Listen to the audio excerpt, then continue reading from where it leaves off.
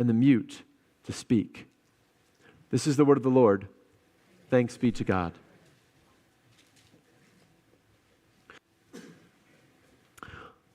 Back in 2019, our church took a pilgrimage to Israel. We had, I think, 25 of us that went and did a tour of the Holy Lands. It was an incredible experience. So much so that I really had hoped to be going back this year, but for obvious reasons, or next year, but obviously that's going to be impossible right now. I think about that trip constantly, and there are like really amazing moments on that trip that stand out, like, being in the place where they think Jesus was executed. And there are also just these ordinary moments that stand out for me. One of those ordinary moments was a drive by the Dead Sea. So we were on a tour bus. We were driving up in the wilderness of Judea and next to the Dead Sea. And it's just all dirt. I mean, it's just all sand and rocks. And in fact, I actually pulled my phone out and I started videotaping the drive. Would you play? I got a little video. Will you play my video? So I'm just videoing this drive. I know you can't see it great. Drew always tells me to turn the camera to the side. Anyway, I'm videotaping this drive and it's just rocks. I mean, it's just dirt and desert. And that's kind of everywhere as far as you can see. And then kind of out of the blue as I'm driving, I pick up my phone again because everything changes. And we're driving through this wilderness, and all of a sudden, I see this huge number of date trees. Just an enormous garden orchard of date trees in the middle of the desert, growing up like this oasis. And they just kept going and going, and there were mature trees, and there were baby trees. And it was just kind of amazing, right? And as we're driving through this wilderness, I'm like, how in the world are all these trees growing in the middle of the desert? So our tour guide talked about it. He said this is in some of the moderns of modern Israeli agriculture.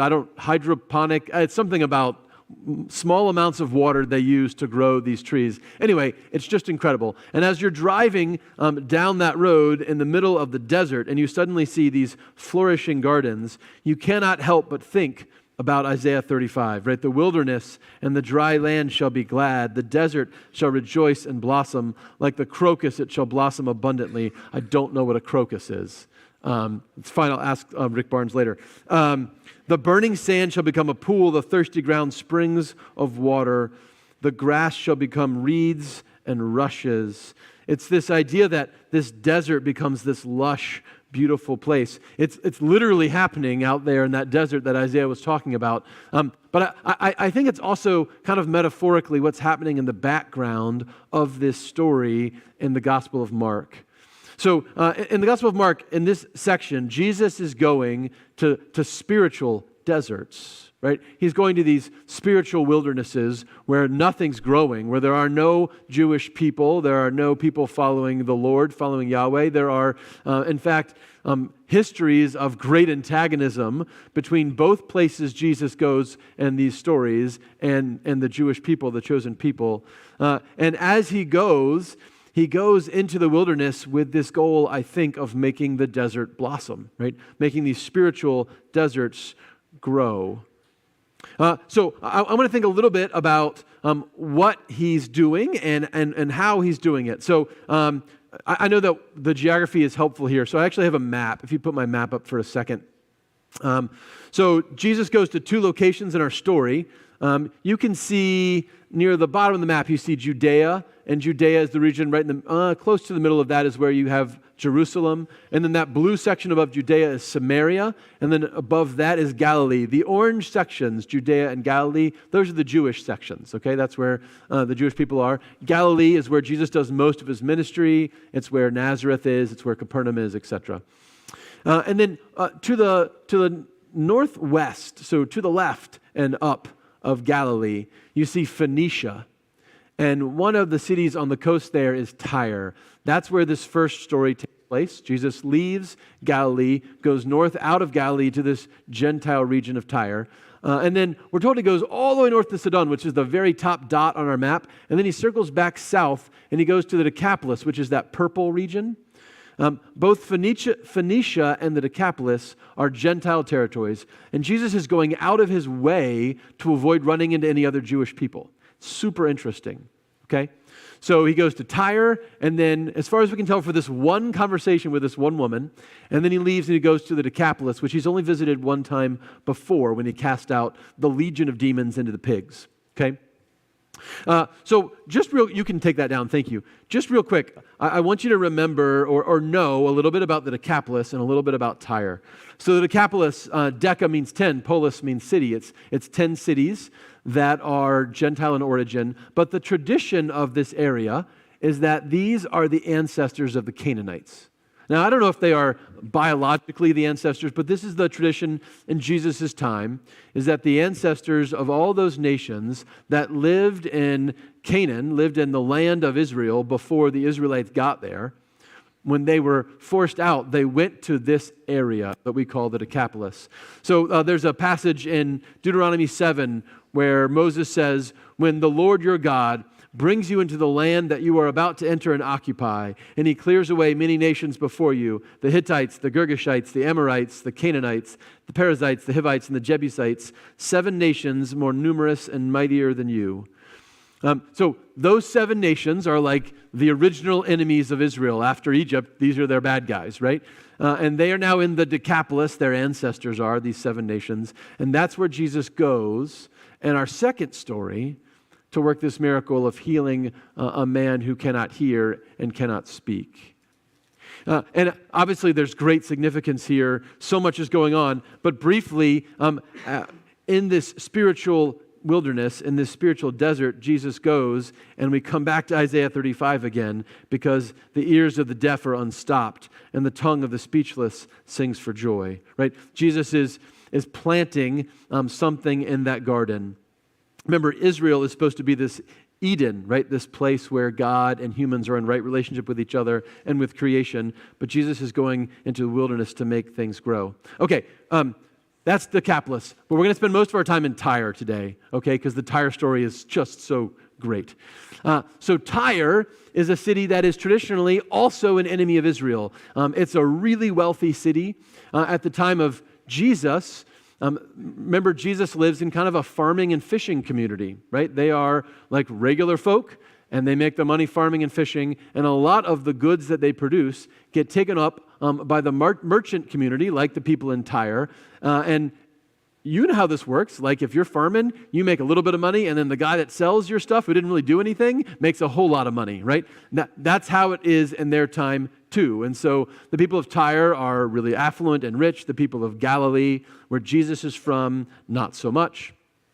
We also have a long history of Tyre being perceived as a wealthy, oppressive power. In fact, there's a great passage in Ezekiel, if you get bored, where it describes the king of Tyre as Satan, like straight up Satan. It's really weird. It's great. Fun times. So in the midst of all of this uncomfortableness about this city, we get this conversation between Jesus and this woman. And even before we get to their uncomfortable conversation, I think we're supposed to recognize this is an uncomfortable environment. Jesus should not be here. I mean, his disciples should not be here. This is not where good little Jewish boys and girls go to follow their rabbis around and learn to be good disciples of the Lord. And so we are recognizing in the beginning of the story that Jesus somehow has this interest and passion of going to places that don't know him, right? That are spiritual deserts and bringing growth. This is hugely important for us. I just read a book called iGen, like iPhone generation. I'm going to be talking about this for like months. It was really impactful for me. But it's about the generation of people who grew up, who were born after 1995. So these are all young people who have grown up with smartphones, who don't remember a time before the internet. And the sociological research on this community is super interesting, and a lot of it's really good. Like the kids in the iGen, or the young people in the iGen, in general, do less drugs and drink less alcohol than previous generations. They tend to be safer drivers than previous generations, those that bothered to get driver's license. They tend to be better. They have a better work ethic than like my generation and the generation after me. They tend to be safer and a whole lot of really good, there's a lot going on for them. But one other thing that's really obvious about this younger generation is that they are disproportionately disconnected from religion. And now we know that every young group of people, always tends to roam away from their faith, and many of them come back. But compared to previous generations, this iGen is much more disconnected than we were, or our parents or their parents were. And there is a component of this becoming almost a spiritual wilderness. It's still a minority, but it's a growing minority of our young people that just have no exposure to church at all. And I think this is really a critical idea for us, that if we are going to be like Jesus, trying to make things grow in desert places, we got to be out there in the deserts, right?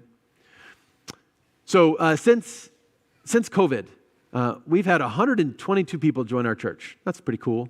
Of that 122 people that joined, 31 of them were young adults who joined us through confirmation, right? So young people in the iGen that said, hey, we want to grow up and become part of this church. And that's super exciting. Like, I'm really excited about that.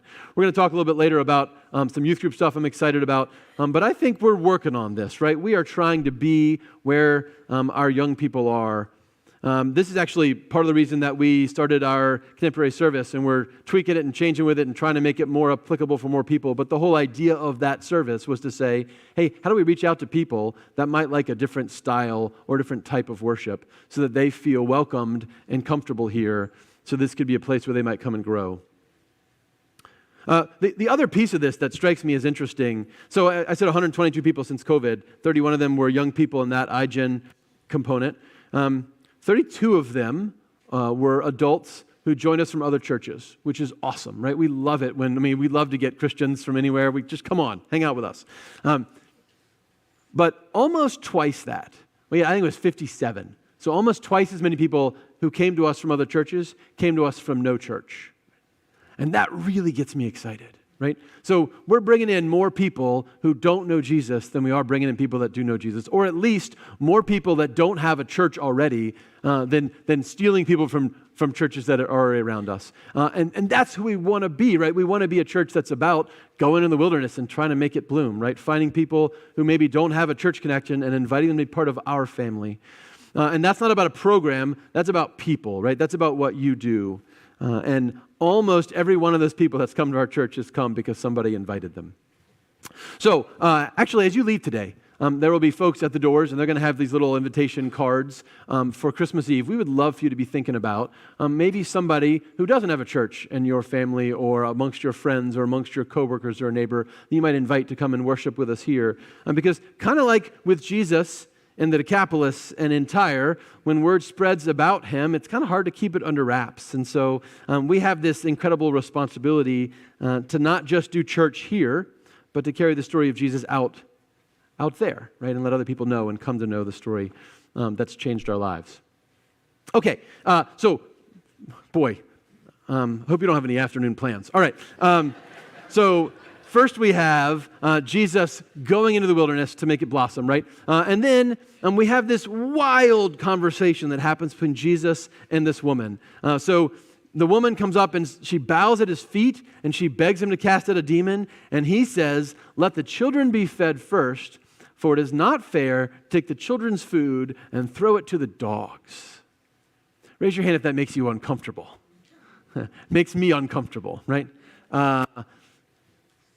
Makes me uncomfortable because I really believe that Jesus is a person of compassion and love and grace. And I'm really not into racial epithets and like calling names of individuals, but much less of whole groups of people. It's really an awkward moment. Now, the woman's response is amazing, and we're going to talk about the woman's response in a minute. That's where we're going to end. But before we do that, I think there's something really important about Jesus' response. It's not just, hey, the Jews didn't like the people from Tyre, because they didn't. But it's not just that. Right? I think Jesus recognizes that if you go into the desert offering sand, nothing will grow. If you go in the desert offering sand, nothing will grow. If Jesus goes into these other places, these spiritual wildernesses, and he just offers them what they already know, what they already believe, what they're already hoping for, he's not going to make any difference. Right? And so Jesus comes to this woman, this woman comes to Jesus, and she says, hey, I need to be healed. And he has this deep concern. He does not want her to believe that she is healed for the wrong reasons. It's not enough to say, hey, Jesus can heal. Lots of people did a lot of amazing things in the ancient world. And by the way, there's coincidences, right? I mean, people, we pray for somebody and they get better, and how do we know if it's God or a coincidence or whatever? And so Jesus is like, hey, you know what? Before I do anything for your daughter, you absolutely need to know who is doing it for your daughter. You need to know, what's going on behind this. And behind this is this radical idea of this covenant, this sacred agreement that God has made with Israel, that at this point, Israel is this sacred, chosen people that God sees as his children. And that's not a small thing. It's not an incidental thing. It's not something God just casts out randomly. It's this sacred agreement that he's made. And what Jesus wants this woman to recognize is what his Jewish audience might take for granted, that his power, his miracles come from a particular God named Yahweh. Jesus has a tendency to be scandalous, right? Jesus has a tendency to be offensive. He does it a lot. He doesn't just do it to this woman in Tyre. He calls his own religious leaders a brood of vipers and whitewashed tombs. He scandalizes his family, and he scandalizes his neighbors, and he scandalizes his hometown. He's just running around offending people all over the place. And he's not doing it for no reason, right? Jesus is offensive because he wants us to recognize that there is something in us that is bothered by what he offers. That the story of grace is not as simple as, oh, I want it and you give it to me and I go on my happy way. But in fact, I don't always want it. I don't always want what Jesus has to offer. In fact, very often, I'd like to have my own thing. And Jesus, when our interests align, let's be buddies. But otherwise, I kind of want to do it on my own. There's a Beatles song called I Get By With a Little Help From My Friends. What's that song called? Is it Help? No, that's I Need Somebody Help. Doesn't matter. It's a Beatles song. I get by with a little help from my friends. I think sometimes this is how we think about our faith. Right? I just need a little bit of help from God. Hey, God, in this moment, I need a little bit of help. If you give me a little bit of help, I'll be good. But then, go help somebody else. It's fine. I'm all set. I can't tell you how many conversations I've had with people, and I've said this myself too, where I've said, hey, how can I pray for you? And they've said, hey, it's okay. I'm doing great. I'm sure there's somebody who needs it more than me. Ooh. Which we say to be gracious, right? We say it to be kind. But what we're saying is, my life's pretty together. Go think about those other broken people more, right? And Jesus is saying, no, that if you think that, you don't get it yet. Because really, your life is not together. And really, you're not who I need you to be yet. And really, if you were compared to what you're supposed to be, you'd be more like a dog than a person. You got a lot of change that needs to happen before you're who God wants you to be. So Jesus does these scandalous comments. I think the scandal for us today is the idea that Jesus is the only way for us, right?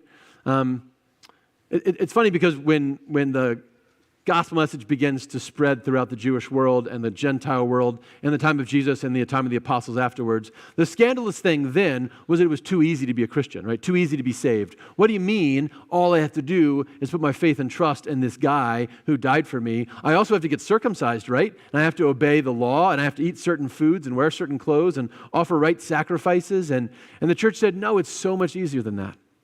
And it was scandalous. And today it's the opposite, right? Today it's just too hard. Hey, I love all this grace and compassion and peace and love and acceptance, but this whole thing about Jesus being the only way, that's very exclusive. And I think, again, Jesus says, hey, I'm okay. I'm okay. I don't mind if I scandalize you. I don't mind if I upset you.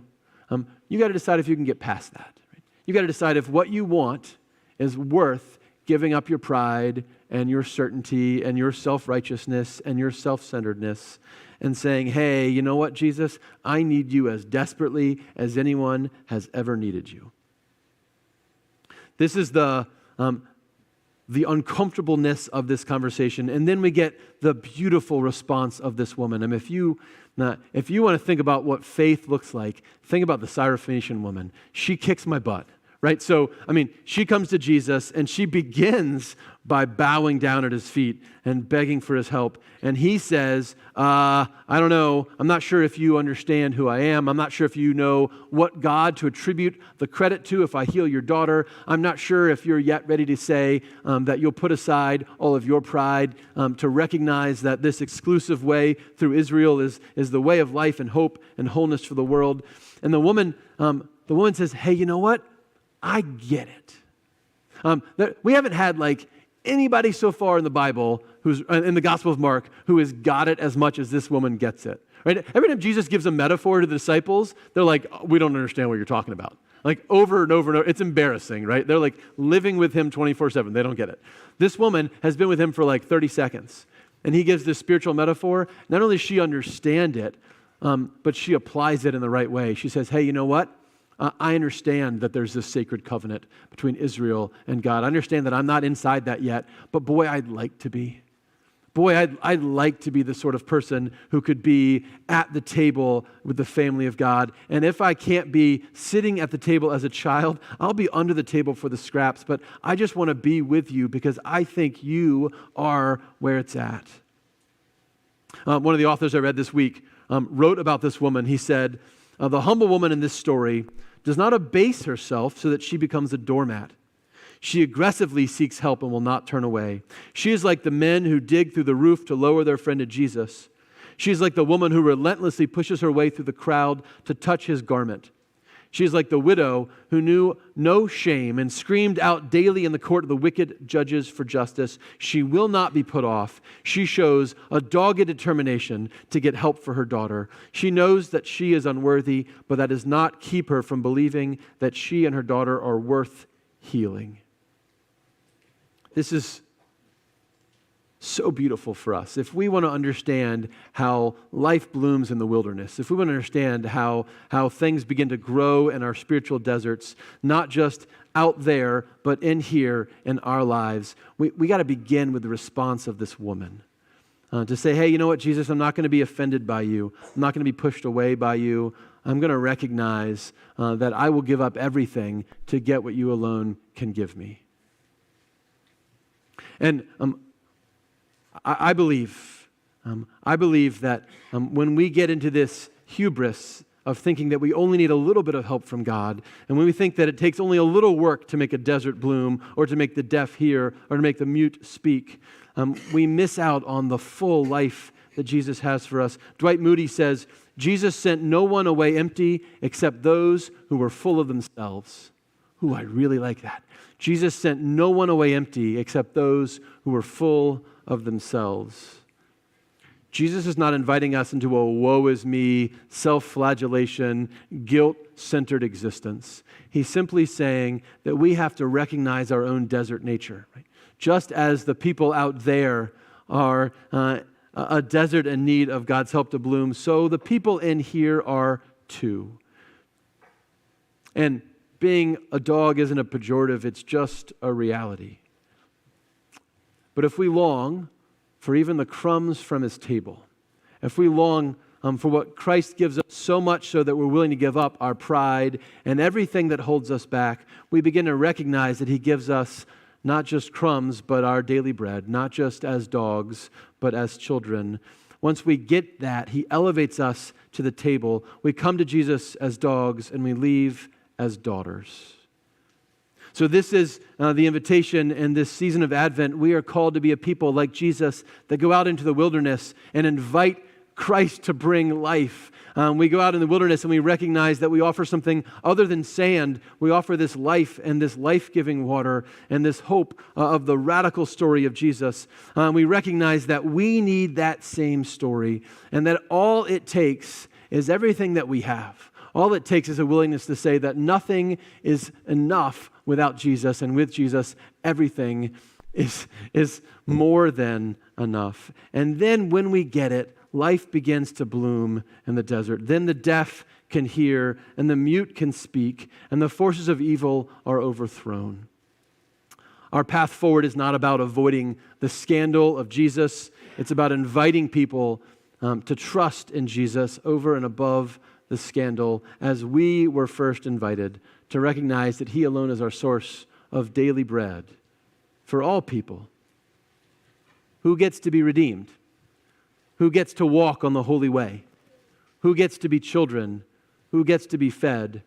Who gets to be opened to the presence of God? The answer is everybody. Everybody who comes to Christ.